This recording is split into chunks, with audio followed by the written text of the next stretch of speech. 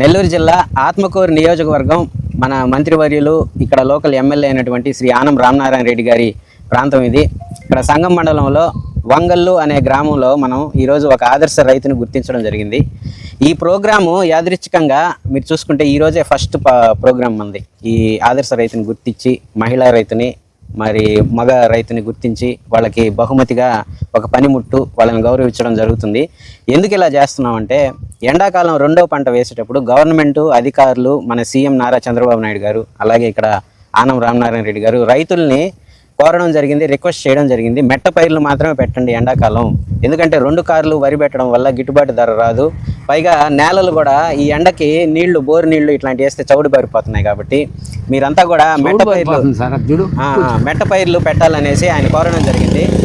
మరి అధికారులు ఇంతమంది చెప్పినప్పుడు వారిలో రైతు ఒక ఆయన ఆ సూచనలు పాటించి పత్తి వేయడం జరిగింది. మీరు చూస్తున్నారు వెనక ఈ చేనుగల్ల రైతు ఇక్కడ మనతో ఉన్నాడు.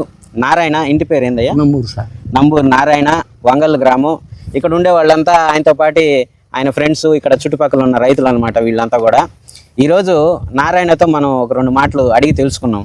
నారాయణ సార్, ఇప్పుడు అందరూ వరి పెట్టారు చుట్టూరు, నీకు మాత్రం పత్తి పెట్టాలన్న ఆలోచన ఎందుకు వచ్చింది? ఈ నీళ్లు బోరు వల్ల సార్, బోరు వల్ల ఉప్పు ఉరిసిపోతుంది నేల. దానికోసం ఏంటంటే పత్తి కర్రలు వేసుకున్నా సార్. అది అంటే ఆయనకి బోరు నీళ్లు నీటిపారుదల, కొంతమందికి చెరువు నీళ్లు ఉన్నాయి. ఈ బోరు నీళ్ళకి ఎండలకి ఈ నేల చౌడు పారిపోద్ది. కాబట్టి ఆయన పత్తి వేస్తే గవర్నమెంట్ చెప్పిన ప్రకారం పత్తి వేస్తే మంచిది అనేసి ఆయన ఆశాభావం వ్యక్తం చేశారు. అట్లాగే నారాయణ, ఇప్పుడు నీకు పత్తి పోయిన సంవత్సరం ఎంత అమ్మింది? 60 రూపాయలు ఉంది సార్. 60 రూపాయలు ఉంది. ఇది చేసిన సార్. ఇప్పుడు నీకు పత్తి ఈ సంవత్సరం ఎంత ఉంటే బాగా నీకు గిట్టుబాటు ధరగా మనసు తృప్తిగా ఉంటుంది? ఒక 80 రూపాయలు ఉంటే ఉంటుంది సార్. 80 రూపాయలు ఉండాలి. అంటే 80 ఉండే చాలు. అంటే నువ్వు చెప్పేది కేజీ లెక్క? కేజీ అంతే సార్. కేజీ పత్తి 80 రూపాయలు ఉంటే నారాయణ లాంటి మెట్టపైర్లు వేసిన రైతులకి గిట్టుబాటు ధర వస్తుంది, సంతోషంగా ఉంటారని వాళ్ళు చెప్పడం జరుగుతుంది. మన వ్యవసాయ మంత్రి అయినటువంటి శ్రీ అచ్చెన్నాయుడు గారు కూడా ఈ వీడియో చూస్తారని ఆశాభావం వ్యక్తం చేస్తూ ఆయన కోరిక మేరకు మెట్టపైర్లు వేసిన వాళ్ళని ప్రోత్సహిస్తూ గవర్నమెంట్ వాళ్ళకి గిట్టుబాటు ధర ఇస్తుందని కూడా మేము కోరుకుంటున్నాం. అట్లాగే నారాయణ, మీ కుటుంబస్తులు ఎంతమంది? మీరు నువ్వు మీ భార్య, పిల్లలు ఎంతమంది? పిల్లలు 3 సార్. 3. వాళ్ళు ఏం చేస్తుంటారు? అక్కడ పోర్ట్ కాడ పని, ఆయిల్ కంపెనీ ఉంటుంది, ప్రైవేట్ గా చేసుకుంటుండ్రు సార్. ఇంకొకటి చెన్నై విజయ హాస్పిటల్లో ప్రైవేట్ గా చేసుకుంటుండ్రు. ఇంకొకరు పాప సార్. పాప పెళ్ళి అయిపోయింది? అయిపోయింది సార్. పానీలే. ఇప్పుడు గవర్నమెంట్ ఇచ్చే పథకాలలో మీ ఇంట్లో పెన్షన్ ఎవరికైనా? నాకే సార్. నీకు పెన్షన్ వస్తుంది? ఎంత వస్తుంది పెద్ద ఆయన? 4000 ఇస్తారు సార్. 4000 ఇస్తారు నెలకి. తర్వాత మీ ఇంట్లో గ్యాస్ సిలిండర్లు వస్తున్నాయా? వస్తున్నాయి సార్. తెలియదు సార్. తర్వాత బస్సులో ఉచితంగా ప్రయాణం ఉంది సార్. ఉంది, మా వాళ్ళకు ఉంది సార్. తర్వాత నీకు యూరియా ఇబ్బంది లేకుండా వస్తుంది? ఇబ్బంది లేకుండా ఇస్తాం సార్. కార్డు రాసుకుంటే. కార్డు రాసుకున్నావా? నీ కార్డు రాసియడం దగ్గర కానీ ఎటువంటి ఏం ప్రాబ్లం లేదు. యూరియా వస్తుంది. అట్లాగే మంచిది. ఇప్పుడు మనకేందంటే అన్నదాత సుఖీభావ కూడా పడుతుంది సార్. పడుతుందా? పోయిన సంవత్సరం నీకు ఎంత వచ్చింది? 3 విడతలుగా వచ్చింది. 3 విడతలు వచ్చింది సార్. 3 విడతలు. మొన్న 7500 వేసింది. నీకైతే 20,000 ఉంటుంది.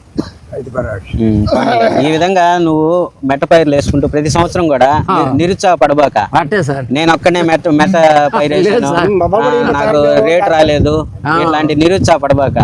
నువ్వు ఈ అగ్రికల్చర్ ఆఫీసర్లు చెప్పినట్టు నేను రోషిని కూడా ఏమన్నా సార్.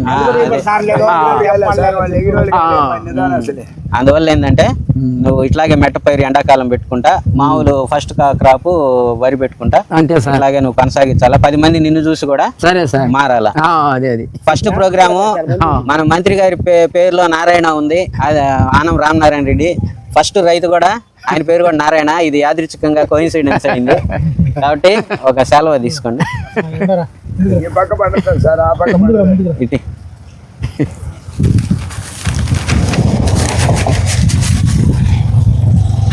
పట్టుకో.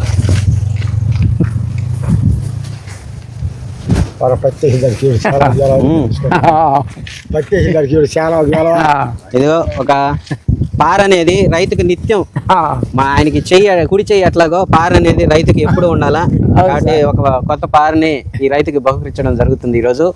కాబట్టి ప్రేక్షకులంతా చూసి ఒక ఆదర్శ రైతుని గౌరవించామని సంతోషపడుతున్నారనేసి అనుకుంటూ ఈ ప్రోగ్రామ్ ఇంతటితో ముగిస్తున్నాం. నెక్స్ట్ ప్రోగ్రాము ఒక మహిళా రైతుని గుర్తించాం, అది రేపు వస్తుంది. కాబట్టి అందరికీ నమస్కారం, ఉంటానండి. సరే సార్.